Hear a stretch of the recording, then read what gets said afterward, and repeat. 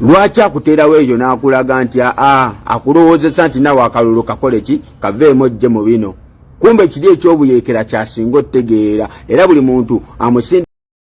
Yes, webale kubanga okyali ku Red Zone TV yonna gy'osinzira okubanga gy'otulabira kyokola kya mutawana nnyo gwatambula naffe naawe atanaba kubanga ate osubscribinga ku channel eno kkirira wansi awo olabye ekigambo subscribe kikwateko kwata kade aka notification abere nga tomisinga ate ensonga yonna. Ennaku zino zonna waliwo ebigambo ebigenda mu maaso mu ba bloggers ne ba nankyukakyuka ab'enjawulo, abamu nga bagamba tetudda mu kalulu, abalala nga bagamba twetaaga ogenda mu kalulu. Bigambo bibadde bingi nnyo era nagaye buli muntu alina endowooza ye giteekeyo nja kubanga ate njireeta wano ku mukutu ogwa Red Zone TV. Kakati omukulu oyo gwolabye awo mu katambi bamuyita General Gaddafi, y'omu ku baana ababeera ku security team eya Robert Kyagulanyi Ssentamu, era kitegeeza mu kalulu aka 2021 yakalimu nnyo era ng'akola ekintu kye kimu. Akalulu ako kaalimu ebintu bingi nnyo wabula nga ku buno obudde ono ali mu kunnyonnyola lwaki akalulu okeetaaga era lwaki mwandigenze mu kalulu. Kati gwagamba nti togenda mu kalulu nga naawe olina ensonga yo. Ono ebigambo byayogedde byenjagala okuba nga nkuwa era alifaalinze nnyo ku kalulu aka 2021. Ezimu ku nsonga ze nagezezaako kubanga nambulula wano ku mukutu ogwa Red Zone TV olunaku lwadde lwaggulo, ono naye azoogeddeko emirundi enfunda eziwera mu katambi kano kengenda okubanga nkuwa olabe gwakyagoberera omukutu ogwa Red Zone TV. Akalulu kaaliwo, ebyaliwo byaliwo, ebyayogerwa byayogerwa, ebyakolebwa byakolebwa, n'abaasibwa baasibwa, wabula gwakyatugoberera njagala owulirize mpola mpola, then nze ngenda kubanga ate nkutambuza mu nsonga eno paka naawe genda ku mukutu gwo guno gwennyini ogwa YouTube ogwa Red Zone TV, genda mu comment section teekamu obubaka tuwe endowoozayo gwolowooza ki ku bino ebigenda mu maaso, owuliriza then nzije oluvannyuma ate tubeere nga tweyongerayo. Red Zone TV kwoli webale kubanga okyagoberera. Nze omu ku abo abaali bagamba nti tetwetaaga kalulu, nti era kalulu tekalina makulu, era nga nina ensonga zange zenkuwa lwaki nali ngamba nti akalulu tekalina makulu. Naye oluvannyuma lw'okunnyonnyolwa omukulembeze nategeera lwaki akalulu ate twaki tukeetaaga. Naye n'ensonga zange ngera nange bwe nzikunnyonnyola ovaawo otegedde nti lwaki akalulu tetukeetaaga.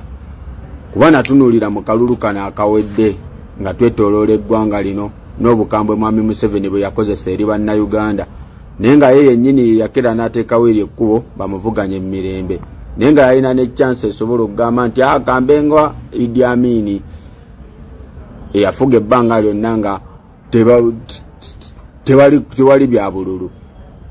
Kuba Muzeeyi Museveni yakera n'akutegekera akalulu naye nga ate agenda kuttira mu bantu abamu bawambibwe. Kuba abamu be yawamba nga tukyalina mu kalulu tebalabikako nakati, abalala baasibwa nakati bakyali mu makomera naye ng'akulaga yemu abamuvuganya mu mirembe. Kuba Muzeeyi Museveni akulowoozesa nti okumuvuganya mu mirembe ate kibi nnyo. Kyovulaba Muzeeyi Museveni asobola okukwata abaana be yakwata abamuvuganya mu mirembe ba Olivia Lutaya b'amachete n'abateeka mu kooti martial, naye ng'ate abayeekera ba ADF bajjamiru mukulu bawoleza mu kooti eya bulijjo, ng'akuteerawo ekifaananyi ekiraga nti gwe bw'omuvuganya mirembe ate oba mulabewo ennyo okusinga oli agenda omuyeekera.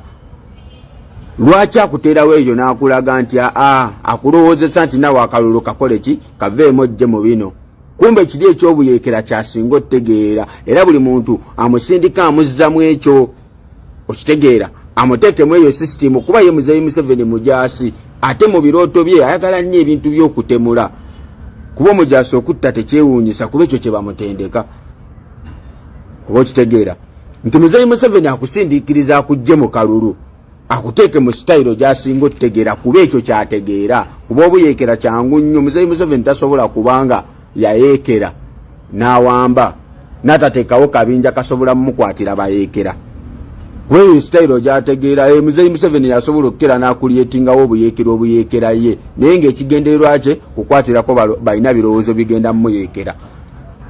Kyova olaba afuba nnyo okukusindiikiriza akujje mu kalulu akakutamye akulage nti tekalina makulu, nti era kuba yagamba nti nze akapapula obupapula tekanjija mu ntebe, era n'akumalirayo n'agamba kotapini egendamu na nnyondo era evaamu na nnyondo.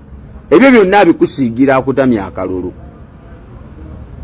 Era nawe bw'obeera tolowoozezza nnyo kikuleetera okugamba Muzeeyi Museveni ono akalulu tekasobola mmuggyako. Bwe nnali ndowooza nange naye nasooka neesirikiramu nga pulezidenti atunnyonnyodde wano kuba yannyonnyola nti akalulu tukeetaaga ate ng'ebyaddala nange nagenda okitunuliramu kuba Museveni kiri kyayagala. Museveni mu birooto bye byonna ayagala kimu nga twetta, ayagala tulakera lutalo ebyaddala kuba mujaasi era yakulaga nti atutemaatemamu omuntu wakera n'abatemaatemamu n'abalaga nti temuyina kukwatagana n'ayingira mu buli sekita ng'agitemyetemyemu. Mubeerenga shuwa nti mu buli ngeri muba muyina okuba n'olutalo olw'amaanyi ennyo. Bwoledde oba kabaka akulaga abutemamu bannaddiini abatemyemu oba okitegeera teriwo kibinja kyatatemyemu. Kati bw'amala obbakola ebyo byonna tekiddako. Kati bw'akulaga nti akalulu tekalina makulu akusindikamu kiri kyategeera kuba bino tabitegeera. Bino ebyobwongo tabitegeera n'ebyamaanyi mulungi nnyo kuba ebyo ebyokutemula anyumirwa talina ne kyafiirwa kuba yeeyagadde emyaka gyonna. Ekyo bulaba mu buli kifo tunulira watuukira okukuleetera omutabani nti yeggwe CDF oba omaze okulaba gye kiggwera. Kati Muzeeyi Museveni bw'akulaga nti naawe akutamizza akalulu ogenda kujjira mu birowoozo kibyakumuyeekera kitegeeza ye aba asikowalinga kuba mba nkimanyi tuba tujja mmuggyako naye tuba tetugenda naffe tugenda kufuuka ye yennyini. Era bwe tugenda ne tujjira mu vakoli lyennyini tuba tugenda fuuka ye kuba temusobola kukwata buyinza. Nkimanyi tuba tujja mmuwangula naye mukimanye bulungi nti olutalo lw'emmundu lutwala obudde buwanvu. Ate okusinziira Muzeeyi Museveni bwatutemyetemyemu nga bannayuganda okutandikira naddala mu famire zennyini tosanga famire nga temukwataganirako ddala.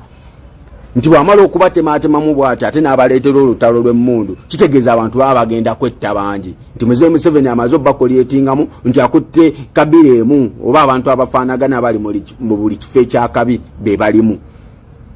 Era waliwo abantu abakeera ne balowooza nti abantu b'omu Western bonna beeyagala era nga ye abalinako obusungu bungi naye nga lwa butamanya. Era bw'otuuka mu Western bawala baabwe bwe basinga okwetunda ku nguudo oba okitegeera oba. Yes, webale kubanga okyali ku mukutu ogwa Red Zone TV yonna gy'osinzira okubanga gy'otulabira kyokola kya mutawananyo oyo endowooza ye bwetyo bweri gwali ku mukutu ogwa Red Zone TV. Nakugambye ensonga zino ez'akalulu buli muntu yenna anajja n'endowooza ye ffe wano ku mukutu ogwa Red Zone TV ogenda kuba obifuna. So kati atanaba kubanga osubscribinga kirira wansi awo olaba ekigambo subscribe kikwateko kwata kade ka notification obeere nga tomisinga nsonga yonna. Nyongera okutegeeza era ku mukutu gwe gumu guno ogwa Red Zone TV mu community yaffe oba osobola okugukyalirako ogenda ewali ekigambo community n'onoonya ewali Paul gye twataddeyo abantu okubeera nga bakuba akalulu abagamba nti tugenda mu kalulu gendayo olonde. Naawe agamba nti tokkiririza mu byakugenda mu kalulu naawe era gendayo olonde. Sofa twakateekayo twakafuna abantu 269 be baakalonda. Twataddeyo omutwe ogugamba should Ugandans go back into elections or to the streets. Bannayuganda beetaaga okuba nga badda mu kalulu oba beetaaga kugenda ku street okulaba nga baleeta enkyukakyuka gye bayayaanira. Ne tuteekawo ensonga zino wammanga abagamba nti tugende twekalakaase bwekalakaasa ne wabawo section eyabagamba nti tugende bugenzi mu kalulu ekiba kibe bye banaalangirira bye banaalangirira. Ne wabaayo abagamba nti tugende mu kalulu nga tugenda kukakozesanga kye bayita protest vote. Tugende mu kalulu balangirire bye tutayagala tugende ku street nga tuyina ensonga. Then wansi ne tusembyayo waliwo abagala okugenda mu nsiko. Kati obululu bwe buti bukyayimiridde nkugambye naawe ojja kgenda olonde genda mu community ey'omukutu guno gwa Red Zone TV okkirire wansi ojja kulaba ewali ekigambo vote oba Red Zone polls. Naawe osobola okukola n'olonda ki ky'owulira ky'oyagala era byennyini results tujja kuzireeta wano. Abagamba nti tugende ku street tewali kudda mu kalulu bali ebitundu 24 ku buli 24%.